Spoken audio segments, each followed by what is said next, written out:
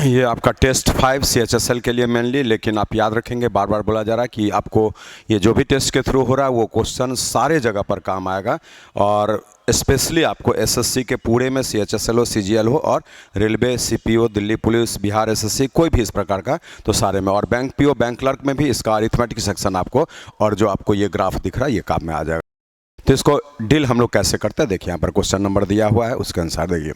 सबसे पहले इस टेस्ट के थ्रू आपको यदि मैं बैठाना कि किस टॉपिक से क्वेश्चन बार बार पूछा जा रहा है, ये जेन्युइन क्वेश्चन है और उसी का सॉल्यूशन आपको दिया जा रहा है कि इस प्रकार का प्रश्न आपको जो है हर एग्जामिनेशन में इस लेसन से ऐसे पूछा जा रहा है। गौर से देखिए, इसमें बोल रहा है कि सब्जेक्ट्स हिंदी, इंग्लिश ये सब दिया है, कॉलेज ABCD नाम दिया है, और यहाँ पर बोल रहा है दिए गए वर्षों में विभिन्न ओलंपियाड में भाग लेने वाले कॉलेज C के छात्रों की रेंज।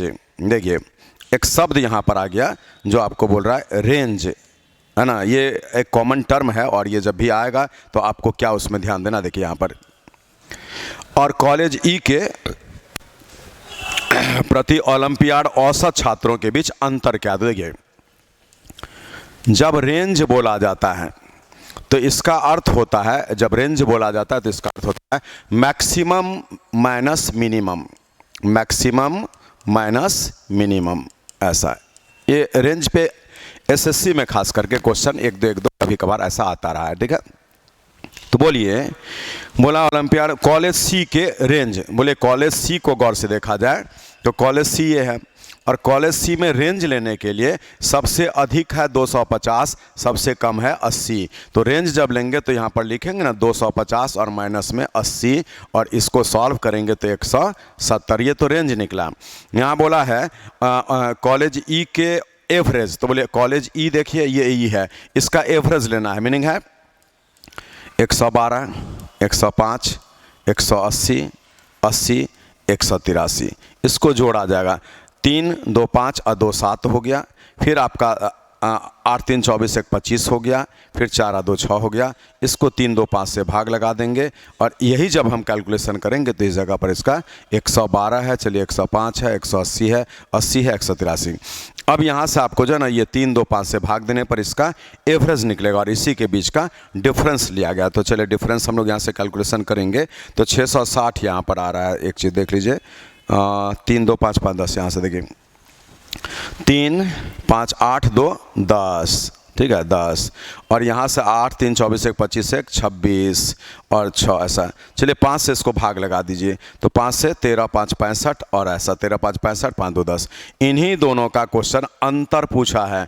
बोले जब इसमें से घटाएंगे तो 10 में से 2 8 होगा, और 6 में से 3 जाएगा तो 3 होगा, तो 38 जो है इस प्रश्न का आंसर हो गया। 38 आपका ऑप्शंस में होगा, वहाँ पर देख लेंगे। यहाँ देखिए फर्स्ट ऑप्शन में 38 दिख रहा है, इसलिए इसका आंसर फर्स्ट ऑप्शन हो गया। चलिए रेंज मीन्स क्या समझे, जब भी पूछेगा तो सबसे बड़ा माइनस में सबसे छोटा, वो रेंज होता है। चलिए इस प्रश्न को देखिए, बोला 6 छात्रों के समूह के ग्रुप लीडर ने बताया कि उनका औसत वजन 46 kg है। बोले 6 आदमी है, एवरेज 46 है। क्वेश्चन बोला, फिर बोलता है उनमें से 5 ने अपना वजन अलग अलग बता दिया। बोले 5 का वजन क्या है, 50 है, 52 है, 40 है, 44 है और 48 है। इसको हम यहाँ पर एग्रीगेट करेंगे। बोले 8, 2, 10, 4, 14 हो गया, ठीक है 14, 4, 3, 12, 1, 13 और ये 10 हो जाएगा, तो 13, 10, 23। और फिर बोलता है कि यहाँ से 6, 6, 36 होगा, 6, 4, 24, 3, 27। तो आज 276 में से आपको 234, 5 का जब वजन घटेगा तो छठा का निकलेगा जो 2 होगा, और यहाँ पर 4 होगा, तो 42 सर्च मारिए, ऑप्शन 4 में दिख रहा है, ये इस प्रश्न का आंसर हो गया। चलिए उतार लीजिए, इसी टाइप से इसको आप देखेंगे। चलिए अगला प्रश्न, यहाँ पर क्वेश्चन बोला है, ये बहुत देखिए, ये भी बार बार पूछा जा रहा है।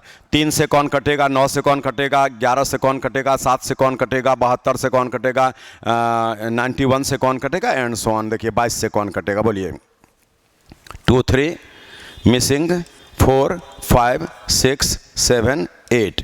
बोले अगर कोई नंबर 22 से विभाजित है तो इसका अर्थ है कि 2 और 11 दोनों से वो कट रहा है। 22 का प्राइम फैक्टर्स में ब्रेक करिएगा, 2 गुना 11, इसमें कोई म्यूचुअल नहीं है, तो इसी नियम पर जांच करेंगे। बोलिए 2 से वही नंबर कटता है जिसके यूनिट प्लेस पर या तो 0 दिखे या तो कोई इवन डिजिट दिखे। बोले यहाँ गौर से देखिए, 2 से तो कट रहा है, 2 से, लेकिन आप 11 का नियम अब लगाएंगे तो आंसर आ जाएगा। 11 के लिए देखिए अल्टरनेशन होगा ऐसे, और यहाँ से आपको जो ना अलग अलग दिखा देता है ये अल्टरनेशन यहाँ से देखिए ऐसे। इसका अर्थ क्या है, 3 4 7 6 13 8 21, एक तरफ में 21 है और एक तरफ में हम इसको समझाने के लिए आपको x मान लेते हैं, ठीक है, ये x हो गया। तो समझाने के लिए x अगर माने तो क्या बन गया, 2 5 7 और 7 14 और प्लस में x एक तरफ। बोलिए इसी का डिफरेंस या तो 0 आ जाए या तो 11 का मल्टीपल आ जाए। 11 का क्या नियम है, एकांतर अंकों को जोड़ेंगे उसका अंतर लेंगे, योगफल का अंतर लेंगे, अगर वो 0 आ जाए या 11 का मल्टीपल आ जाए तो नंबर 11 से कटता है। वही नियम हम इसमें लगा रहे हैं और वहां पर देख सकते हैं आप। बोले आज यहां पर 21 है तो 21 बनाने के लिए 7 होगा तब ना 21 बन गया, तो आपके प्रश्न का आंसर 7 हो गया। ये 7 में टिक लगा देते हैं, ये इस प्रश्न का राइट आंसर। चलिए 4 नंबर बोला 70 वस्तुओं का क्रय मूल्य 40 वस्तुओं के विक्रय मूल्य के बराबर लाभ प्रतिशत। बहुत अच्छा क्वेश्चन है, बहुत इंपॉर्टेंट क्वेश्चन है। जब यहां पर बोलता है 70 वस्तुओं का सीपी 40 वस्तुओं के एसपी के बराबर है, तो यहां पर लाभ हानि का परसेंट निकलता है। जब सीपी के साथ लगा मान बड़ा होगा तो लाभ होगा, सीपी के साथ लगा मान छोटा होगा तो हानि होगी। आज यहां पर दिख रहा है लाभ तो हो रहा है, इन दोनों का अंतर लेना है जो आपको जो है 30 लिखना है, बाय में बेचे गए वस्तुओं की संख्या और गुणा में 100। तो इसको जब आप सॉल्व करते तो ये 75% आ जाता है, जो आपके प्रश्न का आंसर हो गया ऑप्शन ए। चलिए मोस्ट इंपॉर्टेंट क्वेश्चन में टिक लगा के रखिए 4 नंबर को। 5 नंबर देखिए, बोला कमल 11,180 रुपया में 80 वस्तु खरीदता है और उन्हें 6 वस्तु के, इसको भी टिक लगा लीजिए, बहुत इंपॉर्टेंट क्वेश्चन है। 5वां नंबर बोले 11,180 रुपया में, है ना, 11,180 रुपया में वो खरीदा है 80 वस्तु और उन्हें 6 वस्तु के विक्रय मूल्य के बराबर हानि पर बेचता है। बोले आपको मालूम होगा सीपी माइनस में लॉस इक्वल्स टू एसपी होता है। यहाँ पे लॉस हम लगा देंगे 6 वस्तु के विक्रय मूल्य, एक का विक्रय मूल्य जैसे हम एसपी मानते हैं x रुपया प्रति वस्तु, तो 6 वस्तु का विक्रय मूल्य 6x, इतने का हानि, और यही बराबर में विक्रय मूल्य हुआ है। तो क्वेश्चन बोल रहा है कि हाँ 80 वस्तु को बेचा गया है, टोटल 80, तो 80 इंटू एक्स यहाँ पर। आज यहाँ से आप जो ना 80 6 86 x लिखेंगे, 11180 होगा, इससे हम x निकालेंगे तो आपको पहले तो एक 0 रहेगा ही, और 13 6 78 हो गया, और 13 8 104 7 111, मीनिंग है ये पूरा कटता है कितने बार में, तो जब हम यहाँ पर 13 फोल्ड करेंगे 86 से, यही आपके प्रश्न का आंसर हो गया। तो आपको बोला कि एक वस्तु का विक्रय मूल्य क्या है, तो यहाँ पर एक 0 लगेगा, 130 रुपया प्रति वस्तु का सेलिंग प्राइस है। बहुत अच्छा क्वेश्चन है, must be tick dot, most important question. 6 number देखिए, 6 नंबर भी बराबर बहुत पुराना सिलेबस का क्वेश्चन है, बार बार पूछा जाता है, और सिर्फ ये एक अलजेब्रिक फार्मूला पर आधारित सिचुएशन है, क्वेश्चन है। बोलिए कौन सा फार्मूला, जब आप पढ़ते हैं a + b + c का होल स्क्वायर इक्वल्स टू में a स्क्वायर प्लस में b स्क्वायर प्लस में c स्क्वायर और प्लस में 2 ब्रैकेट में ab प्लस में bc प्लस में ca। आज बोलिए आपको ए बी सी जोड़कर 10 दिया है तो 10 का स्क्वायर यहाँ लिखेंगे, और आपसे पूछा है a square b square c square, तो इसको हम यूं ही छोड़ देंगे। और 2 into A B B C C A 30 दिया है, तो आपका यहाँ से a square plus b square plus c square जो बनेगा भरवली कर लीजिए, 100 में 60 घटेगा तो 40 बन जाएगा। तो आपके प्रश्न का आंसर ऑप्शन 1 आ चुका है। चलिए 7 नंबर, ये भी बहुत अच्छा क्वेश्चन है, बार बार पूछता है, किसी भी एग्जाम में पूछा जाता है। बोलिए चीनी के 700 ग्राम बिलियन में चीनी की मात्रा 70% है, 700 ग्राम में चीनी 60% है। बोला चीनी कितना मिला दें कि चीनी 75% हो जाए, तो बोले इसमें हम लोग करते क्या हैं, जो चीज़ मिलाएंगे उसके दोनों प्रतिशत मान का अंतर लेंगे और बाय में 100 में माइनस करेंगे, जो मिला गया बाद में जितना भी हो गया। तो इसीलिए चीनी की मात्रा आप निकाल लिए हैं और वो कितना निकला है, तो 700 होगा, और यहाँ से 15 है और यहाँ से 25 है। अब इसको काट दीजिए, ठीक है। बोलिए 15 से 5 से 3 बार में और 5 से 5 बार में, 5 से 14 बार में, 14 तिया 42, मीनिंग है 420 ग्राम मिलाना पड़ेगा, जो आपके प्रश्न का राइट आंसर ऑप्शन 4 में दिख रहा है। ठीक है, आगे बढ़िए। 8 नंबर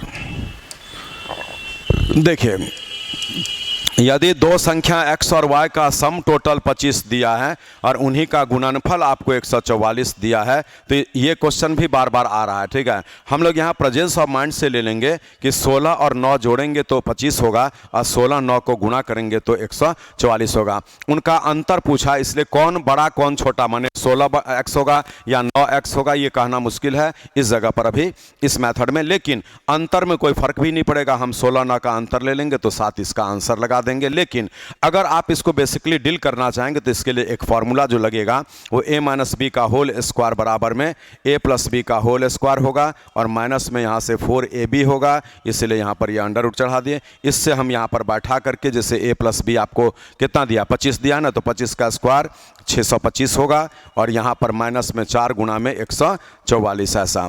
इसी को जब आप अंडर रूट करते हैं तो 625 आता है। यहाँ से 4 4 16 56 1 57 होता है और यहाँ से जब घटाएंगे 15 में से 6 जाएगा 9 और फिर यहाँ से 11 में से ऐसा 7, ये इसका मान ऐसा आ गया।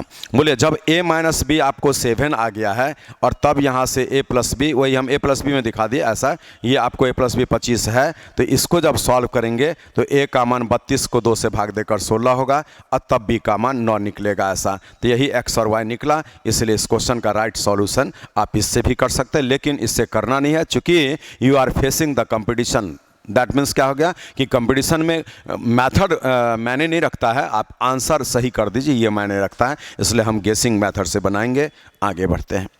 2 नंबर, ए किसी काम को 24 दिन में कर सकता है जबकि बी उसी काम को 80 दिन में कर सकता है। बी 2 दिन अकेले काम किया। बोलिए बी 2 दिन में क्या किया होगा, तो 2/80।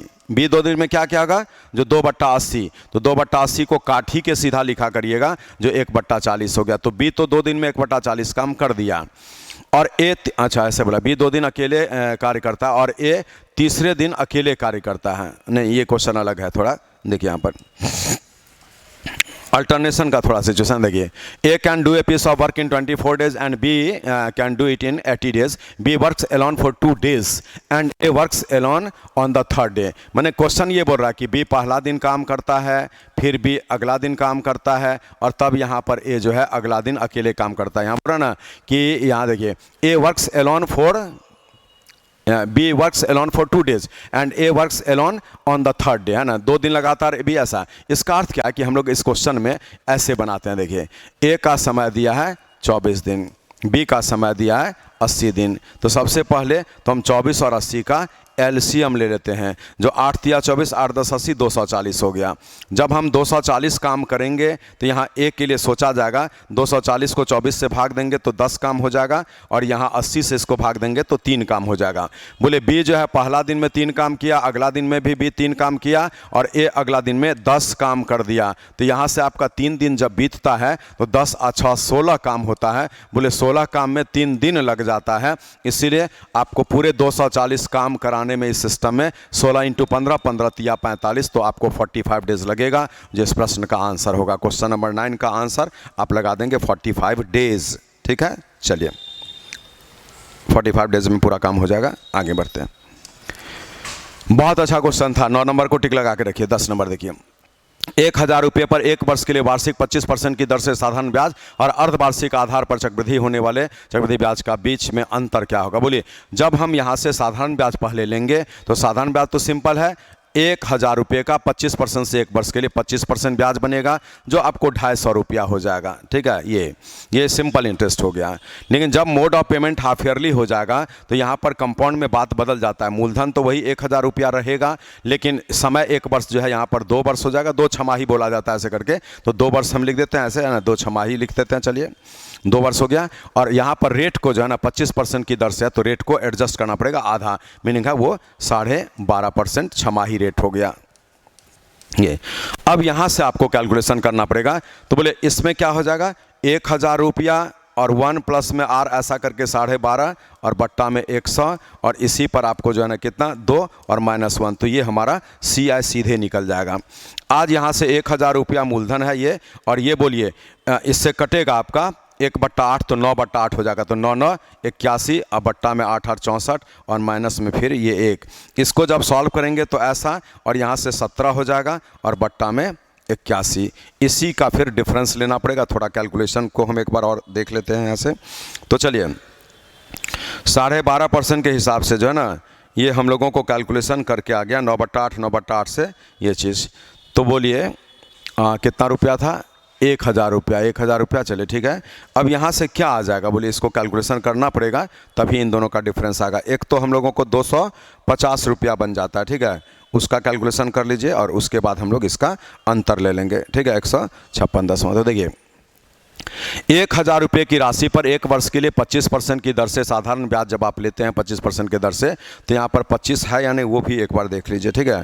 तो 1000 रुपये का 25% से यहाँ पर 250 रुपया ब्याज बनता है। नहीं, ये थोड़ा मिस्टेक है, थोड़ा सा क्वेश्चन में सुधार करेंगे। देखिए यहाँ पर इसके इंग्लिश में देखिएगा, देखिए एक चीज़ देखिए, यहाँ ध्यान दीजिएगा, ये 20% जो है ना ये सही है, और यहाँ 25 जो है ये मिस्टेक बाय मिस्टेक है, आपको यहाँ 20% लगाना पड़ेगा। इसीलिए इसका सॉल्यूशन हम लोग जो है एक बार फिर से कर लेते हैं, ठीक है। और ये सॉल्यूशन यहाँ पर देख लीजिए कि सॉल्यूशन हम लोगों को कैसे करना पड़ेगा, वो चीज़ देखिए।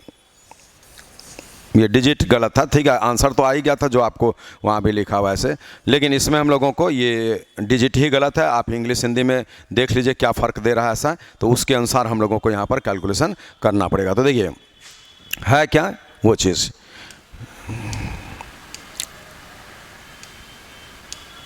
देखिए यहाँ पर क्या है उसको फिल करिए। 1000 रुपये का 20% पर एनम से 1 वर्ष का ब्याज 20%, जो आपको बनेगा यहाँ से 200 रुपया, है ना। 20% 1/5, ये सिंपल। लेकिन इसी 1000 रुपये के लिए जब mode of payment half yearly होगा, तो हाफ ईयरली होने से रुपया तो वही 1000 होगा, समय 2 वर्ष हो जाएगा, 2 छमाही बोलते हैं हम, वर्ष लिख दिए हैं, ठीक है। और यहाँ पर आपको जो है ना 20 का आधा 10 ऐसा, तो बोले 10% से 2 साल के लिए 21% हो जाएगा। तो हम इसको सॉल्व कर लिए तो 210, ये सिंपल कंपाउंड इंटरेस्ट, इन्हीं दोनों का अंतर लेंगे तो 10 रुपया, तो आपका उत्तर 10 रुपीज़ लगा दीजिएगा। ये 21 कैसे निकला? तो आप तो सभी छात्र पढ़े हुए हैं। 10% से जब हम 2 वर्ष का CI निकालना चाहेंगे तो इसका स्टेप्स है, 10 को 2 से गुणा करेंगे 20, 10 का स्क्वायर आपको 100, 2 अंकों पे दशमलव, इसको ऐड करेंगे तो यही ऐड करने से 21% आपका आ जाता है। इस हिसाब से करना है। चलिए 11 नंबर को देखिए, बोला 21 सेंटीमीटर त्रिज्या वाले एक अर्धगोले का वॉल्यूम ज्ञात करें। बोले अर्धगोला जो सिंबल में आता है ना, अर्धगोला वो ऐसा बनता है, इसको हेमीस्फीयर बोलते हैं ऐसा। और अर्धगोला में आपको जो है ना फिगर तो ये बन गया, इसी का वॉल्यूम पूछेगा। तो बोले पूरे गोले का वॉल्यूम अगर 4/3 πr³ होता तो अर्धगोले का वॉल्यूम उसका आधा, मीनिंग 4/3, तो ये 2/3 हो जाएगा आधा करने से πr³। इसी में इसका मान आपको बैठा देना है। बोले हम लिखेंगे 2/3, पाई का मान 22/7 होगा, और रेडियस 21 है तो 21, 21, 21 ऐसा 3 बार लिख दिए। 7 या 21 कट ही गया। अब 21, 21, 441 को 44 से गुना करना, 441 को 44 से, तो 4 होगा, 16, 17 और फिर यहाँ से 17 ऐसा। इसी को हम एग्रीगेट करके लिखना, 4, 6, 4, 10, 7, 6, 13, 14, 17, 1, 18, 1, 19, 19, 404 खोज लीजिए, जो आपके प्रश्न का आंसर चौथा ऑप्शन में दिख गया। Now come to next question 12 number C. यहाँ पर क्वेश्चन बोल रहा है कि राकेश मुकेश से 4/3 गुना तेज दौड़ता है। राकेश मुकेश से 4/3 गुना तेज दौड़ता है, ये चाल का रेशियो है। हम इसी को मीटर पर सेकंड मान लेते हैं फॉर द टाइम बिंग, ठीक है ऐसे। और बोला एक दौड़ में यदि राकेश मुकेश को 600 मीटर की बढ़त देता है, राकेश मुकेश को यहाँ पर 60 मीटर की बढ़त देता है, तो प्रारंभिक बिंदु से वह दूरी ज्ञात करें जिस पर वे दोनों मिलेंगे, है ना। यहाँ पर मिलने के लिए ये पूरा डिस्टेंस आपसे पूछा जा रहा है। अब बोलिए 60 मीटर का फासला, ये 4 मीटर पर सेकंड से दौड़ सकता है यूनिट के अनुसार, और ये 3 मीटर पर सेकंड से दौड़ सकता है यूनिट के अनुसार। तो गैप तो 60 मीटर का, और एक ही समय में 2-2 स्पीड काम कर रहा है। There must be relative speed, और रिलेटिव स्पीड सेम दिशा में माइनस करके निकलेगा। बोले 60 मीटर को 4 - 3 अगर कर दें तो आपको जो मीटर पर सेकंड से यहाँ पर 60 सेकंड्स का समय लगेगा। आज बोले 4 मीटर पर सेकंड से 60 सेकंड का समय लगा है अगर, तो 240 मीटर का दूरी प्रारंभिक बिंदु से यहाँ पर हुआ है, और इसी जगह जो है ना राम और मैंने ये जो भी नाम दिया राकेश और मुकेश वो मिला है। तो आपके प्रश्न का आंसर 240 मीटर। बहुत अच्छा क्वेश्चन है, पुराना ही है लेकिन अच्छे तरीके से चेंज करके थोड़ा पूछा है। चलिए 13 नंबर देखिए, ग्राफ एंड टेबल से बराबर क्वेश्चन दे रहा है। डेटा इंटरप्रिटेशन हम लोग बोलते हैं, इससे बराबर क्वेश्चन दे रहा है, इसलिए इसमें आप ध्यान देंगे कि क्या देता है और बराबर दे रहा है, इसलिए इस टॉपिक पर मजबूती आपका होना चाहिए। चलिए, आपसे बोला है कि production of food grains by a stage over the years 1000 tons में टोटल है ना, ये चीज़ 1000 टन्स में, जो भी यूनिट है 85 है तो 85,000 हो गया वो टन में। चलिए पहला क्वेश्चन इसका, वर्ष 2018 की तुलना में 2019 में खाद्यान्न के उत्पादन में कितने प्रतिशत की कमी आई है? दशमलव के बाद 2 अंकों तक पूर्णांक। 18 से 19 में प्रोडक्शन में कमी आया है, दिख भी रहा है, 70 था 65 हो गया। बोले 70 अगर 65 हो गया है तो यहाँ पर कितने % का कमी हो गया? तो 5 का कमी बट्टा में 70 हो जाएगा और गुणा में 100 हो जाएगा। इसको हम सॉल्व किए तो 5 से 14 हो गया, ये 50 हो गया, 7 हो गया और ये आपका 7 7 49, तो 7 के करीब हो जाएगा, है ना। तो अब यहाँ पर इसमें ऑप्शन क्या क्या दिया वो आपको देखना पड़ेगा, ठीक है। तो 7 7 49 हो गया, 10 बना, एक ऐसा, तो 7.1 के करीब में जो भी ऑप्शन दिखेगा वो हम लगा देंगे। शायद यही इस प्रकार का आ रहा है ना, क्योंकि ये तो जीरो वाला नहीं होगा, ये लग जाएगा। अब यहाँ से एक बार देख भी सकते हैं, तो 30 7 4 8 है, बिल्कुल सही है। ऑप्शन ए को टिक आउट कर देंगे, 7.14%। 14 नंबर सी, ये तो बहुत ही अच्छा क्वेश्चन है और हम लोग square root and cube root में भी इस पर आधारित क्वेश्चन पढ़ते हैं, ठीक है। ये तो अलजेब्रा का क्वेश्चन हो गया। यहाँ क्या बोला है देखिए, बोला कि X square equals to B और माइनस में ए एक्स, और यहाँ पर एक और रिलेशन दे रहा है, वो क्या है? तो एक्स पर 3 पावर है, क्यूब है, ब्रैकेट में एक्स पर 3 पावर और प्लस में सी और बराबर में डी, है ना। इसको टिक लगा लीजिए, है ना। ये आपको हम यहाँ लिख देते हैं, ये क्वेश्चन जो है ना, ये मोस्ट इंपॉर्टेंट क्वेश्चन, आप जो है इसको ज़रूर टिक लगा करके रखेंगे, मोस्ट इंपॉर्टेंट क्वेश्चन है। चलिए, बनेगा कैसे? तो बोले यहाँ पर आगे बढ़ाएंगे तो ये x पर 6 पावर और प्लस में x क्यूब c बराबर में d, हम x पर 6 पावर का मान लिख देते हैं जो यहाँ से d और माइनस में x क्यूब और ये c हो गया। इसको जो है अलग कलर से हम बॉक्स में आपको दिखा देते हैं, ऐसा ये यहाँ पर रखिए। अब आइए, इसको जब सॉल्व करेंगे तो बोले यहाँ x पर 6 है ना, तो इसको क्यूबिंग बोथ साइड्स करना है, ठीक है। क्यूबिंग, जब आप क्यूबिंग बोथ साइड्स करेंगे तो ये x पर 6 पावर आ गया क्यूब करने से, और a माइनस बी का होल क्यूब पढ़िए, a क्यूब माइनस में b क्यूब माइनस में 3ab और ब्रैकेट a माइनस b। अब हम इसको बढ़ाएंगे, x पर 6 पावर तो b क्यूब हो गया, माइनस में a क्यूब x क्यूब हो गया, और यहाँ से अगर देखा जाए तो ये क्या हो जाएगा, इसमें ये 3ax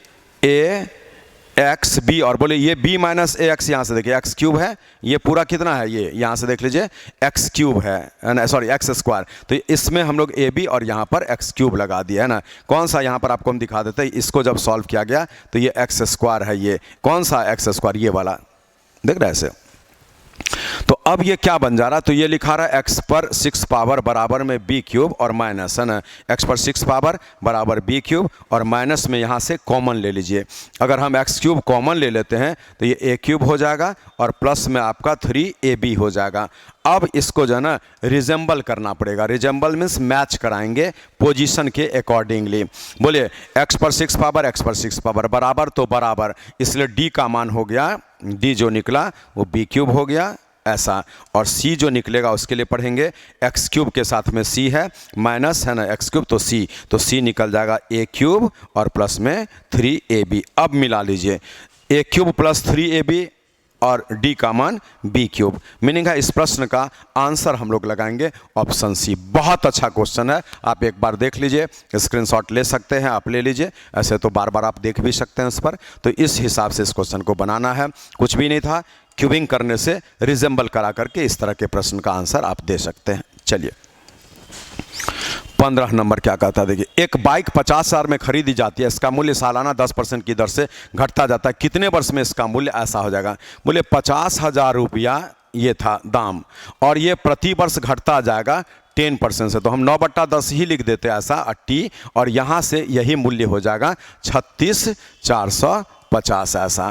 तो बोले इसको जब सॉल्व किया जाएगा ना तो 36,450 और बट्टा में यहाँ से 50,000 ये, और बराबर में ये 9/10 पर टी पावर ऐसा। ओके, अब यहाँ से बढ़ेंगे ना तो ये कट के ये आपको जो ना 729 हो गया और बट्टा में 1000 हो गया। जैसे हम इसको 5 से काट दिए हैं तो ये ऐसा आ गया, ठीक है, और ये 9/10 का टी पावर। अब क्या है, ये जो बनेगा 9 और 10 का 3 पावर है ना, 9 का 3 पावर हो गया और 10 का 3 पावर, और यहाँ पे 9/10 और फिर ये t, तो t का मान आपको 3 वर्ष निकल गया है, इसलिए 3 साल इसका आंसर करेंगे ऑप्शन ए। इजी क्वेश्चन है ना, बराबर बना सकते हैं इस हिसाब से।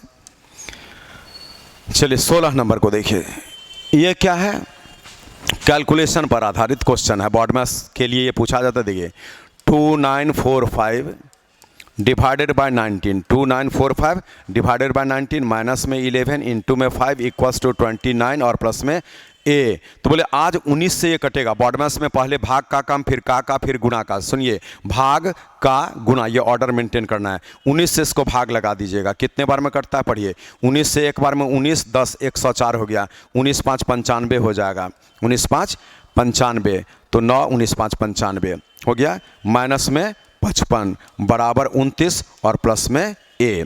आज बोलिए ये 100 है, 29 है, प्लस में ए है, तो ए का मान 71 निकल गया, जो यहाँ पे दिख रहा है। ओके कर दीजिए।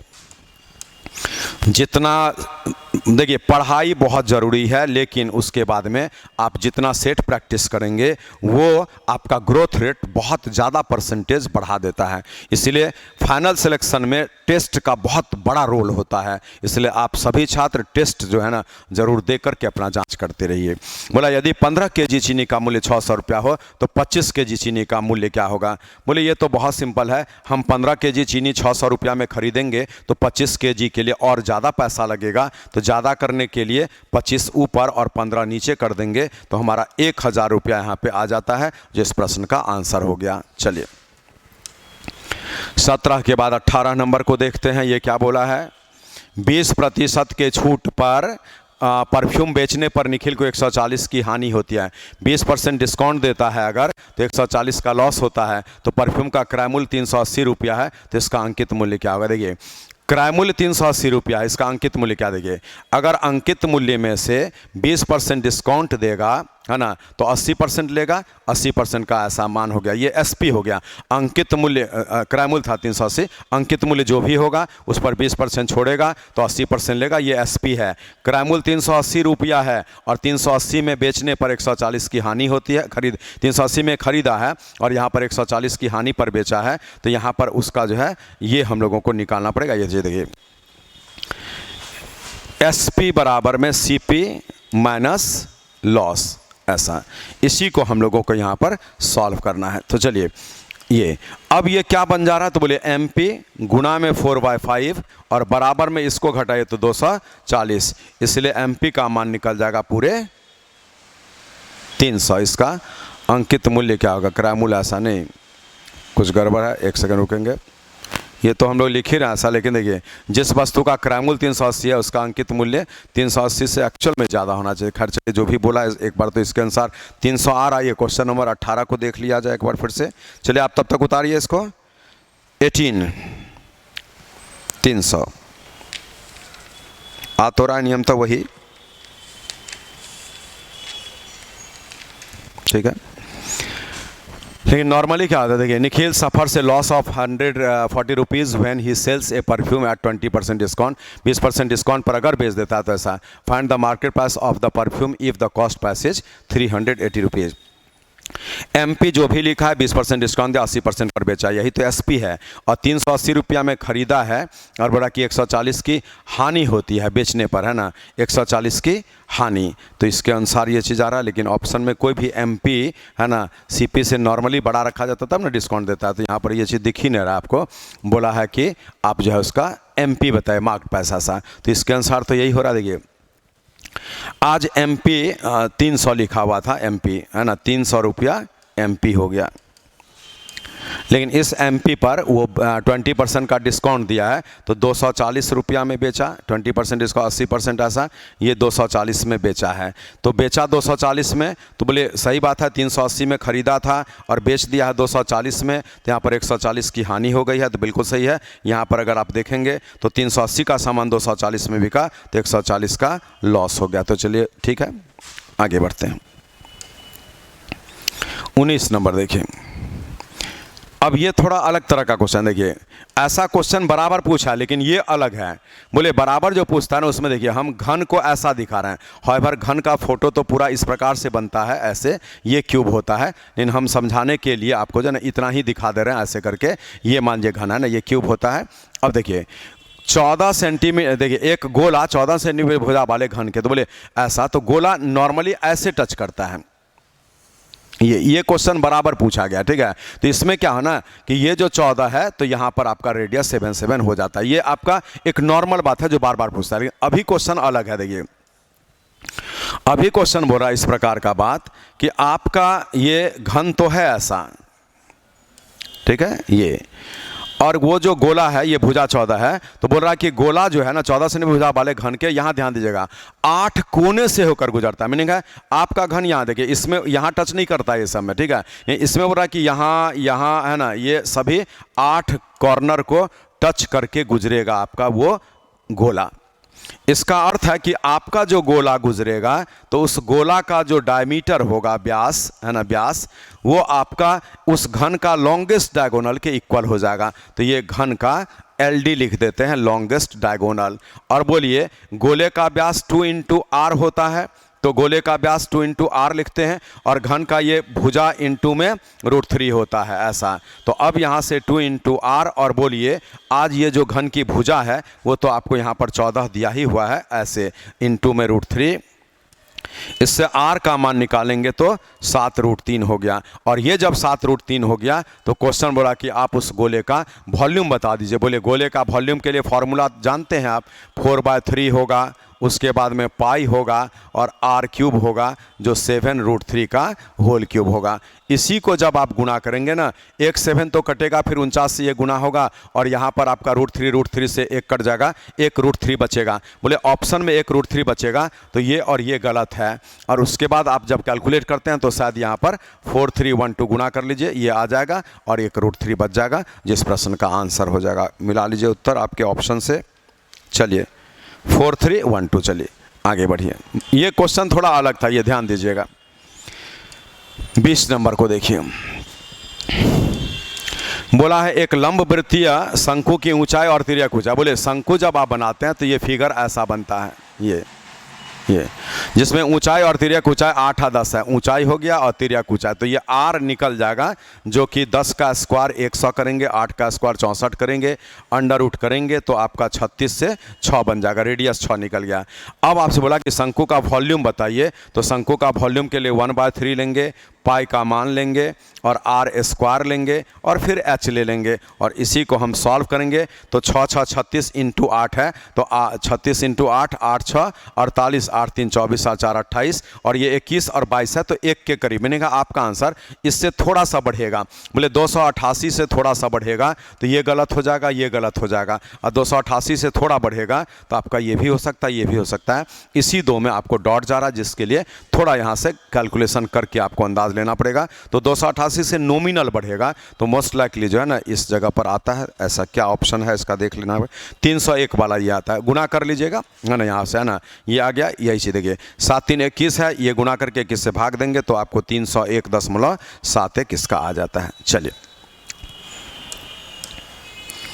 21 नंबर, ये आपसे क्या बोला, एक परिवार प्रतिमाह 240 रुपया चीनी पर, बहुत कॉमन क्वेश्चन है, बार बार पूछता है, चीनी पर खर्च करता है, चीनी का मूल्य 25% बढ़ता है, और इस मद पर खर्च की जा रही राशि को अपरिवर्तित रखने के लिए परिवार को चीनी की मासिक उपभोग 1.5 kg कम करना पड़ा। बोले चीनी का बढ़ा हुआ मूल्य क्या है, तो क्या करते हैं, बोले 240 रुपया का 25% निकालेंगे, 60 रुपीज़ अगर ज़्यादा देना पड़ता, हम वो ज़्यादा नहीं दिए तो 1.5 kg चीनी कम कर लेना पड़ा, तो 60 को 1.5 से भाग लगा देंगे तो ये 40 रुपया पर kg जो है आपका चीनी का बढ़ा हुआ मूल्य हो जाएगा, और यही ऑप्शन 3 इस प्रश्न का राइट आंसर हो जाएगा। चलिए 22 नंबर क्वेश्चन को देखिए, फिर ग्राफ का एक अगला क्वेश्चन आ चुका है, और ये क्या बोल रहा है, बोला है कि एक तालिका में विभिन्न शहर में विभिन्न मल्टी ब्रांड स्टोर द्वारा बेचे गए 3 प्रकार के लैपटॉप की संख्या है।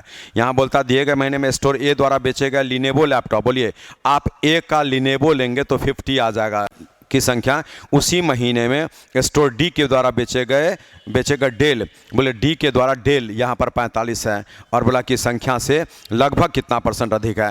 मीनिंग 45 से 50 लगभग कितना परसेंट ज़्यादा है, तो 5/45 ऐसा, तो ये आपका 9, तो 11.1/9%, इसको लगभग में ले जाएंगे तो आपको जो है ना ये वाला लगा देते हैं ऑप्शन 3, क्योंकि ये 11.1 ऐसा कुछ दिख रहा है, बिल्कुल सही है।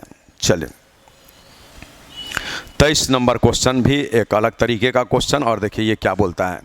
बोले यहाँ एक पॉइंट आपको इसमें याद रख लेना बेटर होगा। देखिए जब ये फिगर दिया, बोले यहाँ पर क्या बोल रहा है, निम्नलिखित आकृति में त्रिभुज एबीसी एक अंतः त्रिभुज है और जैसा दिखाएगा डी बिंदु सी वृत्त की स्पर्श रेखा। बोलिए आज यहाँ पर जो है ना ये स्पर्श रेखा है बिंदु सी पर, तो यहाँ एक पॉइंट याद कर लीजिए कि इस कंडीशन में जैसे ये त्रिभुजा सर्किल में एक स्पर्श रेखा आप खींच दिए, तो ये एंगल जो है ना, ये एंगल अपने सामने के इस एंगल के बराबर होगा। मीनिंग अगर एंगल ACD का मान पूछा है किसके बराबर, तो वो एंगल ABC के बराबर होगा। ACD किसके बराबर होगा, तो एंगल ABC ऑप्शन 3 में है, ये इसका आंसर कर देंगे। और इधर से अगर देखा जाएगा ना, तो ये जो एंगल है, हम आपको इसको दूसरा कलर से दिखा देते हैं, ये जो एंगल दिख रहा है, ये एंगल ये अपने सामने माने यहाँ इसके इक्वल हो जाता है, इसीलिए आपका इसके बराबर में ये एंगल जो है आंसर कर देंगे। अब ये क्यों होता है, तो आप इसके लिए एक छोटा एग्जाम्पल लेकर के इसको सॉल्व भी कर सकते हैं। देखिए ये सर्कल यहाँ से इस प्रकार से ये जब बनाएंगे तो ऐसे ABCDE, बोले आज ये केंद्र जब होगा तो निश्चित रूप से क्या होगा, ऐसे ये रेडियस ये रेडियस ये रेडियस, तो आप अगर यहाँ से देखिए ये केंद्र से स्पर्श बिंदु से यहाँ पे 90 डिग्री होगा, तो 90 होगा तो मान लीजिए समझाने के लिए हम बोल रहे हैं ये 60, तो ये बच गया 30। ध्यान देंगे एक एग्जाम्पल, 60 हुआ तो 30, एक बार फ्रेश कर लीजिए, ठीक है। बोले 60 हुआ तो 30, ये पूरा 90 है ना, तो 60 तो 30, यहाँ जो इच्छा है मान लीजिए, बोले ये 30 तो ये तो अब 30 ही हो जाएगा, समान भुजा के सामने का कोण। अब यहाँ ये पूरा 90 होता है, तो इसमें भी हम कुछ ऐसा मान लिए, मान लीजिए 40 मान लिए, तो ये आपका 40 हो गया। बोले 40 30 70 और 40 30 70, 140, त्रिभुज का तीनों कोण 140, तो 180 के लिए 20 बच जाएगा, तो यहाँ पर 20 लिखेंगे और यहाँ भी 20 लिखेंगे। अब आप बोलिए ये पूरा 60 और ये भी पूरा 60, तो दोनों क्या हुआ, आपस में बराबर हो गया।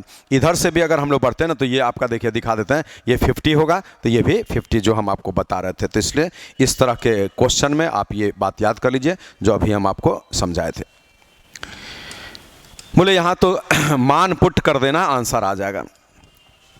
बोले जब यहाँ पर आपको कॉसेक 30 डिग्री दिया, कॉसेक 30 डिग्री, बोले आप जो है साइन कॉस 10 का भी याद रख के उल्टा करके बना सकते हैं। तो जब कॉसेक 30 डिग्री बोलता है तो ये 2 बन जाएगा, साइन 30 1/2, कॉसेक उसका उल्टा तो 1/2 का उल्टा।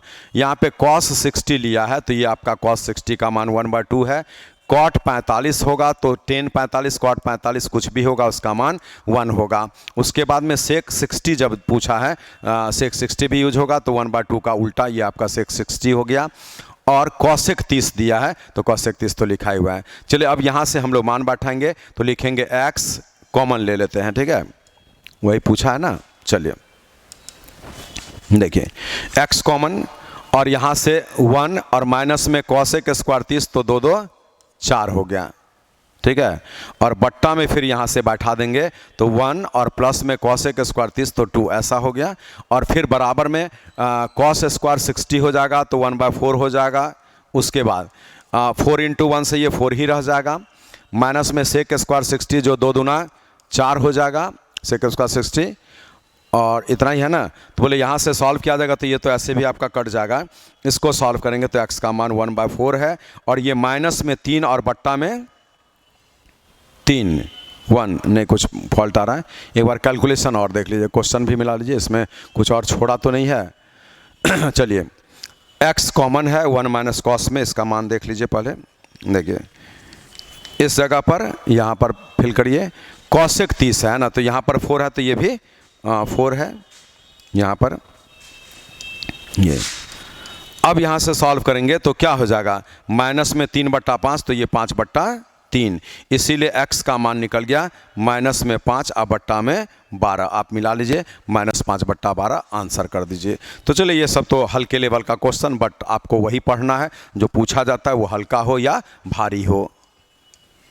चलिए, यदि वस्तु के मूल्य में पूर्व में 25% की कटौती की गई है तो वस्तु का नया मूल्य को प्राप्त पूर्व मूल्य में वापस लाने के लिए कितने % की वृद्धि करनी पड़ेगी। तो मेरे सभी बच्चों को याद है कि ऐसा प्रश्न जब भी मिलेगा तो यहाँ पर x और कटौती है तो हम भी यहाँ पर माइनस में x और गुणा में 100, बस यही वृद्धि कर देते हैं इतने % का, इसी से बनता है। बोलिए, मूल्य में 25% की कटौती की गई तो 25 यहाँ पर हम 75 लिख देंगे ऐसे, और गुणा में 100 तो 33.1/3% आपके प्रश्न का आंसर हो जाएगा, जो आप यहाँ पर देख सकते हैं। ये उत्तर हो गया। अगर एक एग्जाम्पल से बनाना चाहेंगे तो बोलिए 100 रुपया पहले कीमत था, 25% कम कर दिया तो ऐसा हो गया।